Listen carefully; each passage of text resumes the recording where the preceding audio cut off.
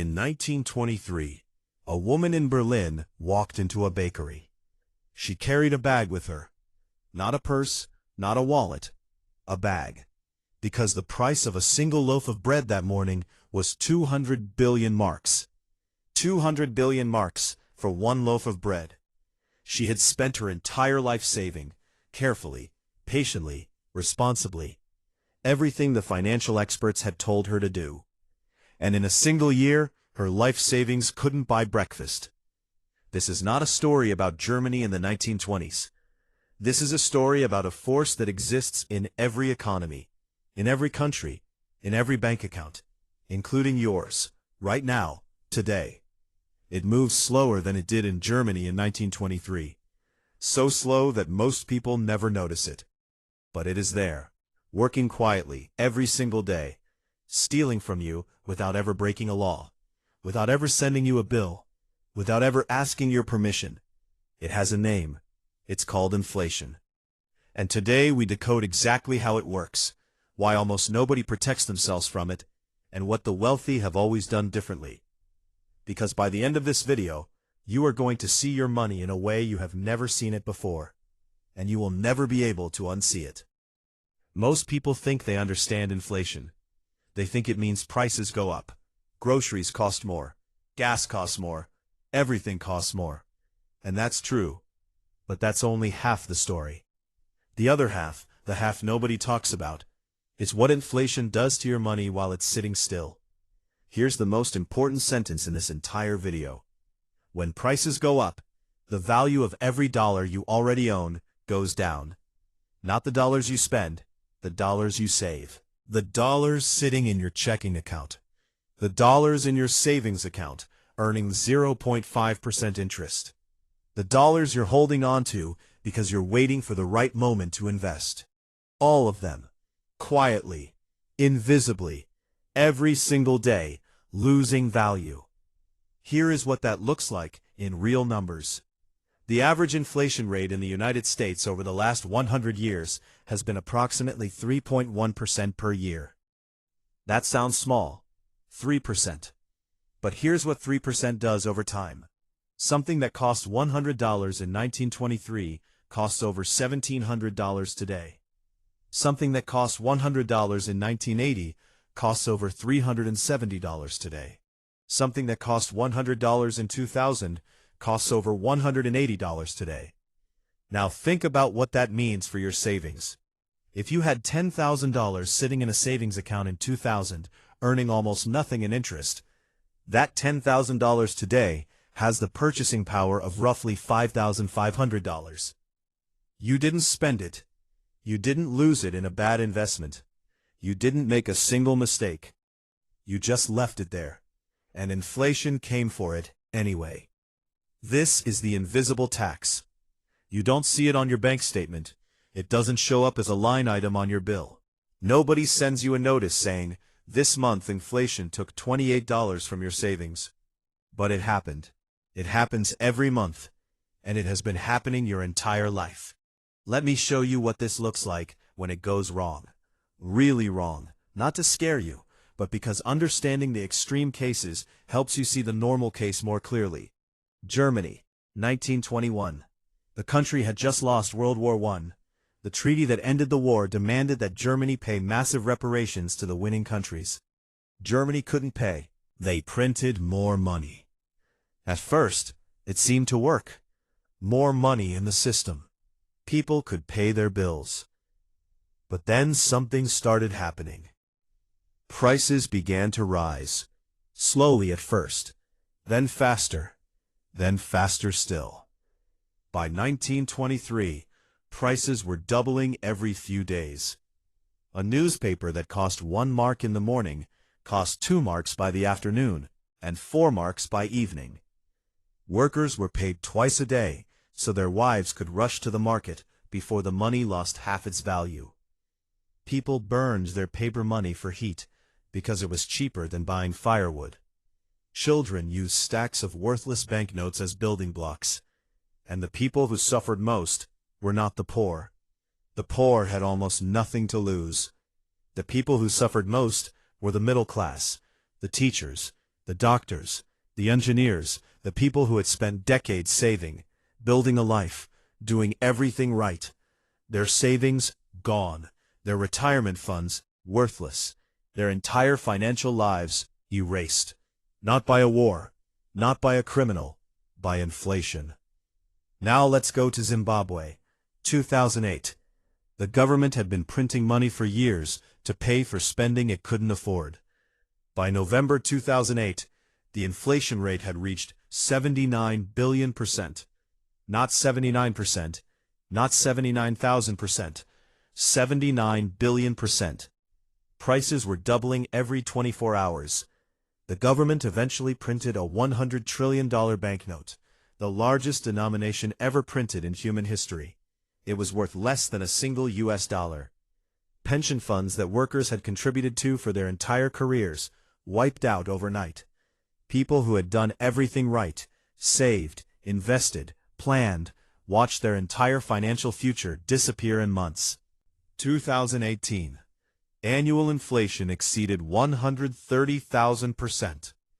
Retirees who would save their whole lives suddenly found their pension couldn't buy a week's worth of groceries.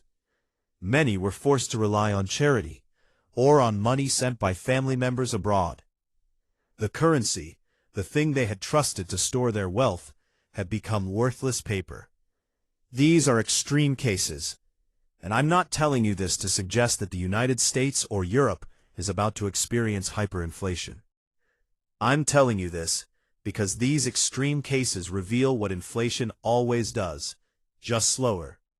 It transfers wealth from people who hold cash to people who hold assets, from people who save in bank accounts to people who own real estate, stocks, businesses, and commodities, from the passive to the active, from the uninformed to the informed.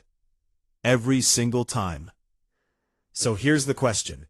If inflation is this powerful, if it has been quietly stealing from savers for hundreds of years, why don't more people protect themselves from it? The answer is simple. Most people were never taught that protection was necessary. They were taught to save money, not to protect money from inflation. They were taught that a savings account is responsible, not that a savings account earning 0.5% interest in an environment of 3% inflation is actually losing money in real terms every year. They were taught to be careful with money, not that being too careful, holding too much cash for too long, carries its own enormous hidden cost. Wealthy people understand something different. They understand that cash is not a store of value. It is a medium of exchange. It is a tool for transactions, not a place to keep wealth. And so instead of keeping their wealth in cash, they keep it in things that grow at least as fast as inflation, or faster. The first thing wealthy people use to protect against inflation is real assets. Ready? They understand that cash is not a store of value.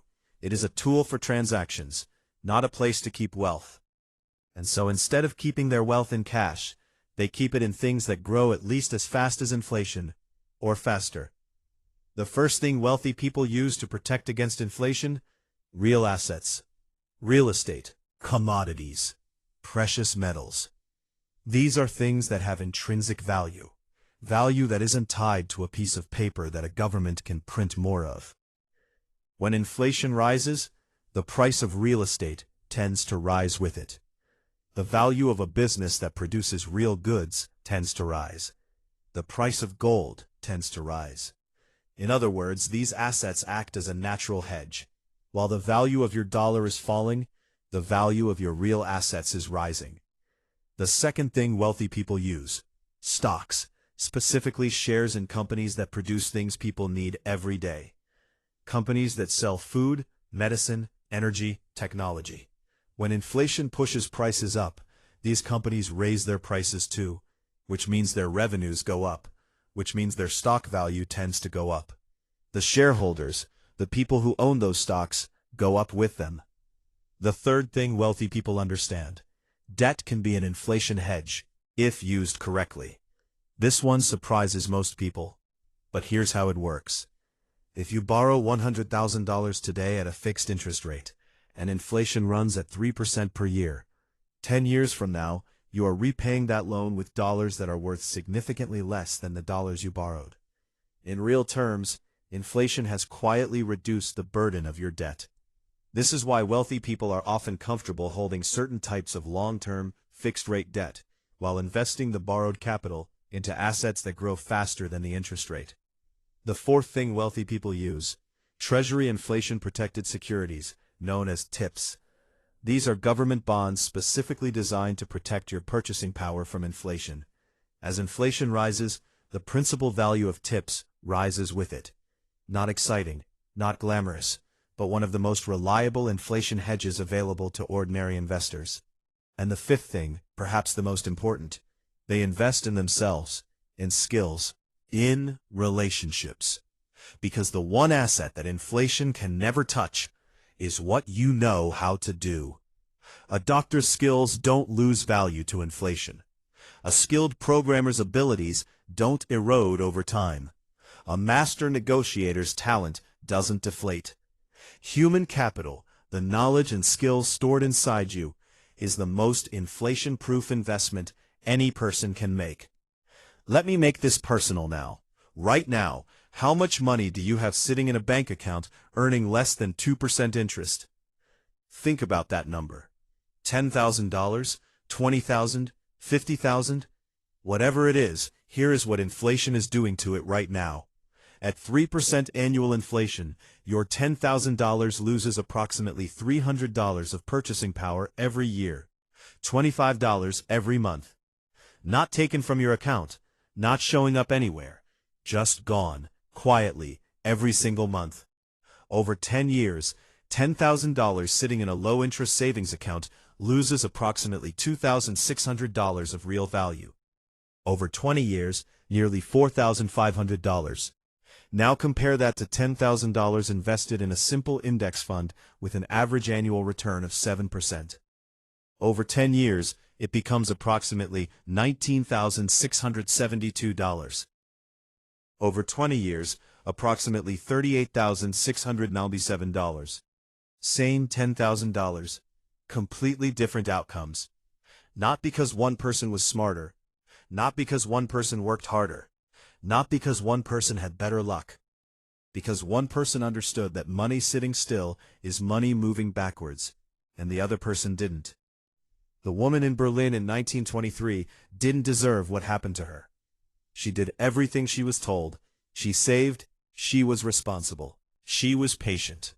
But nobody told her that the money she was saving was losing its value every single day. Nobody told her that the system she trusted was working against her. And so she carried a bag full of banknotes to buy a loaf of bread and wondered what she had done wrong. She had done nothing wrong. She just didn't know what you know now. So here is the decision for today. Look at your money, all of it. How much is sitting in accounts earning less than the rate of inflation? That is the amount of money that is working against you right now. Not dramatically, not catastrophically, but quietly, consistently, every single day.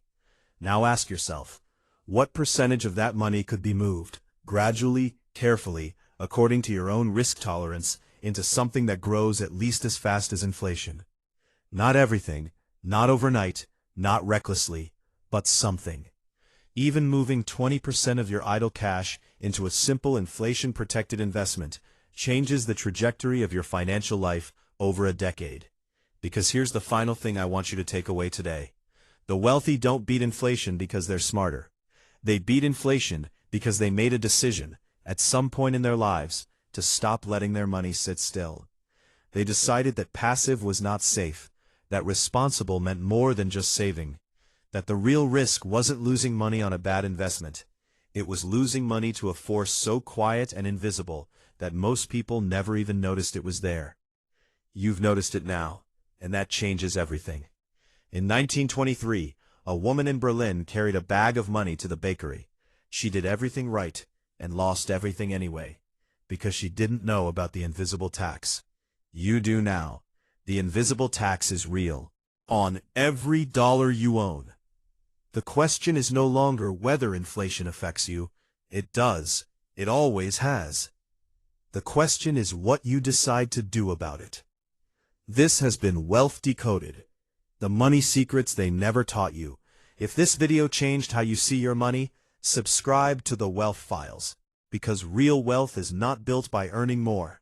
It is built by understanding the forces that quietly destroy what you already have, and refusing to let them win.